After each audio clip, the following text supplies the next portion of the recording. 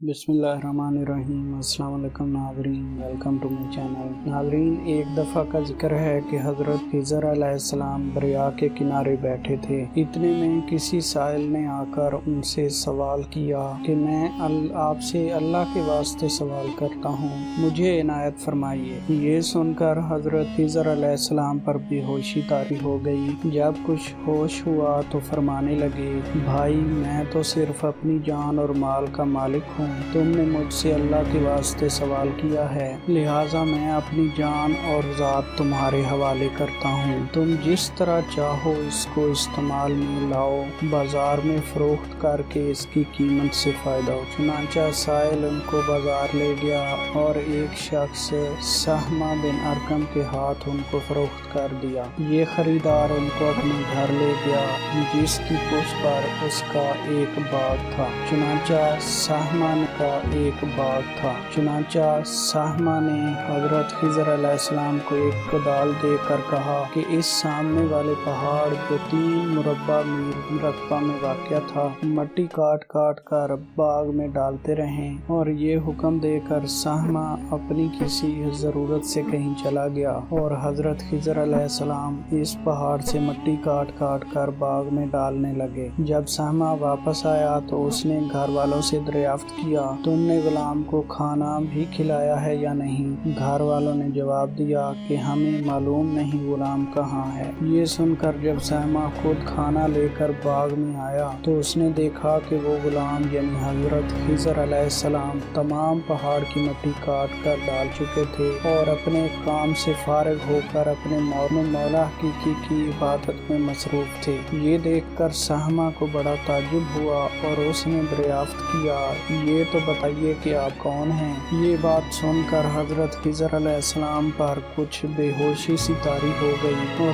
پھر افاقہ ہونے پر انہوں نے فرمایا کہ بھائی میں خضر ہوں، جس کو سن کر سہمہ کے ہوش اڑ گئے کہ تو نے یہ کیا کیا، ان کو غلام بنا کر ایسے کام پر لگایا، یہ تو انتہائی گستاخی ہوئی۔ پھر ہوش آنے پر سہمہ نے توبہ کی اور پروردگار سے عذر خواہی کے ساتھ حضرت خضر علیہ السلام کو آزاد کر دیا اور جناب باری نے عرض کیا کہ اللہ العالمین مجھ سے اس کا مواخذہ نہ فرمائیے کیونکہ میں ان کو جانتا نہیں تھا۔ اس کے بعد حضرت خضر علیہ السلام نے دعا فرمائی اور سجدہ شکر بجا لائے کہ اے میرے پروردگار، میں تیرے ہی حق میں غلام بنا اور تیرے ہی حق میں آزاد ہوا، اس پر تیرا شکر گزار ہوں۔ بعد ازاں واپسی کی اجازت لے کر جب دریا پر واپس آئے تو دیکھا ایک شخص کھڑا تو کہ اے میرے رب، حضرت خضر علیہ السلام کو غلامی سے رہائی عطا فرما دے اور ان کی توبہ قبول فرما لے۔ حضرت خضر علیہ السلام نے یہ دیکھ کر اس